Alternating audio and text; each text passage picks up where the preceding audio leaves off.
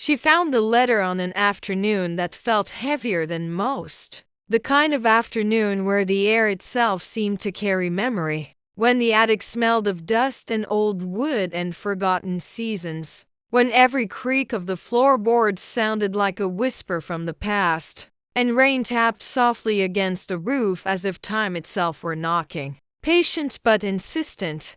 And Clara Morgan, 62 years old and widowed, stood surrounded by the remnants of a life that was not entirely her own, sorting through her late mother's belongings with the careful reverence of someone afraid to disturb the past too abruptly, because grief had taught her that some things break not when touched but when remembered.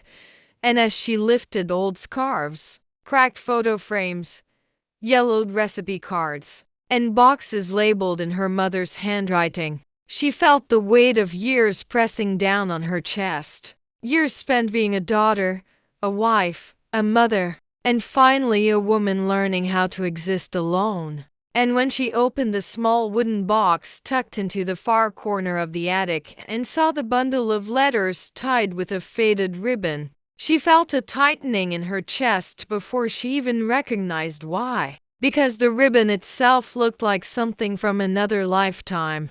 Soft once, now fragile, and one envelope stood apart from the rest, slightly bent at the edges, yellowed with age, addressed to her in handwriting she had not seen in decades. Handwriting she once knew so well she could recognize it instantly even if the name had been smudged away, and her hands began to tremble not from weakness but from memory, because the name written there belonged to Thomas Whitaker, her first love, the boy who had once known her before life taught her how to be careful, before disappointment taught her how to lower her expectations, before grief taught her how to survive by sealing away parts of herself she believed were no longer useful. And for 30 years that letter had waited quietly, unread, carrying a story she never knew existed. A story that had grown heavier with each passing year, absorbing silence, misunderstanding, and distance. And Clara lowered herself onto the attic floor, the envelope resting in her hands like something fragile and alive, as if it might breathe if she listened closely enough. And she debated opening it because opening it meant allowing the past to speak. And she had spent decades convincing herself that silence was safer, that unanswered questions eventually faded, that love left behind stayed behind where it belonged, that the heart learned to move forward by letting old roads disappear. But rain began to fall harder outside, drumming steadily, filling the space with a rhythm that felt impossible to ignore. And she understood in that moment that 30 years of what-ifs do not disappear simply because we choose not to look at them, that they wait patiently in the quiet corners of our lives, shaping us in ways we do not always recognize. And as her fingers traced the edge of the envelope, she was pulled back to a summer long ago when she was 17 and Thomas was 18 and the world felt small enough to escape. When the future seemed flexible, negotiable, when rules felt optional and love felt like a force strong enough to bend time itself. When they had shared a secret romance that bloomed quietly between stolen glances, handwritten notes passed in class, late-night phone calls whispered beneath blankets, and afternoons spent lying in tall grass imagining futures neither of them truly understood, dreaming of running away together, of choosing one another over circumstance, of building a life defined by feeling rather than obligation, until circumstance arrived without warning and without mercy, wrapped in the simple announcement that Thomas's family was moving across the country, severing something neither of them knew how to hold at a distance, something fragile and unfinished. And back in the attic, Clara's heart raced as she finally opened the letter slowly, carefully, as if the paper itself might shatter. And Thomas's words unfolded with an honesty that felt untouched by time. Words written by a young man who believed love should be spoken even if it arrived too late. writing that he never stopped loving her, that he searched for her name in unfamiliar cities, that he carried her memory through years that changed him, that losing her was a regret he learned to live beside but never learned to let go of, leaving hints of a hope he had never fully extinguished. And Clara laughed and cried at once, the sound catching in her throat, her emotions colliding as memories rushed back. The innocence of first love when everything feels permanent because you have not yet learned how easily things can end. The intensity of passion untempered by fear or caution. The heartbreak of separation that carved a quiet hollow inside her she spent years pretending was not there.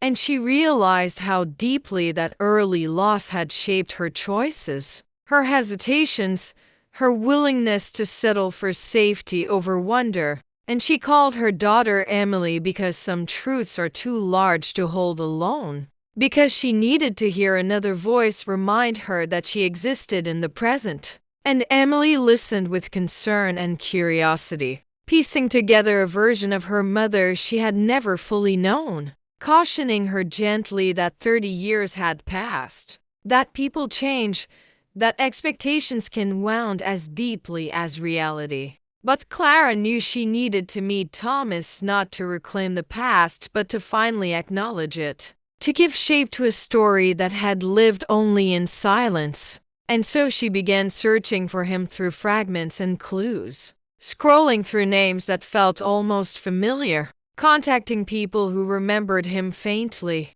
revisiting memories she thought she had outgrown, following a thin thread that eventually led her to a small town in Oregon. And as she traveled there, her nervousness grew not from fear of disappointment, but from fear of recognition, from the possibility that her heart might remember something her life had forced her to forget. And memories of teenage dreams interwove with the present as she stepped into the cafe once mentioned in his letters, the smell of coffee grounding her even as her hands shook. And when she saw him there, older than she remembered yet unmistakably familiar, gray threading through his hair, lines etched gently into his face, his eyes carrying the same quiet warmth that once made her feel seen. Both of them hesitated because some moments arrive so long after they were imagined that words struggle to catch up. And when they finally spoke, they spoke not as teenagers but as survivors of time, of marriages that ended, of loves that tried and failed, of children raised, of losses endured, of lives lived parallel without touching, laughing softly at the small details only they remembered, crying openly for the time that could never be reclaimed. And Thomas remembered the tiny scar on her left hand, and Clara remembered how he used to call her his little star. And rain fell again outside as if marking a cleansing neither of them had known they needed. And later, as they walked beside the river, Clara wrestled with fear, questioning whether she could love again after loss, whether hope was something she still had the right to claim, whether happiness was reserved for the young or still available to the brave.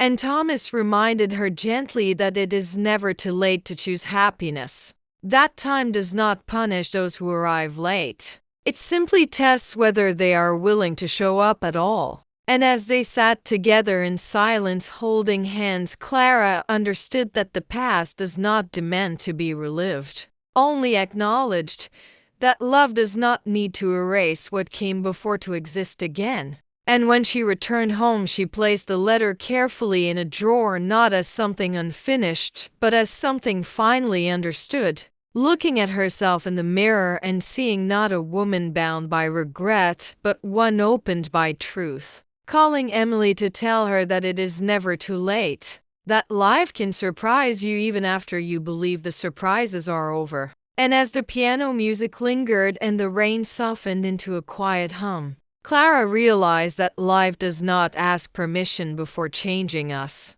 that it reshapes us through loss and waiting and silence, that the heart remembers even when the mind convinces itself to forget. And that some stories wait patiently not because they are weak, but because they are meant to arrive when we are finally ready to hear them. And that love, when real, does not expire with time. It does not vanish when neglected.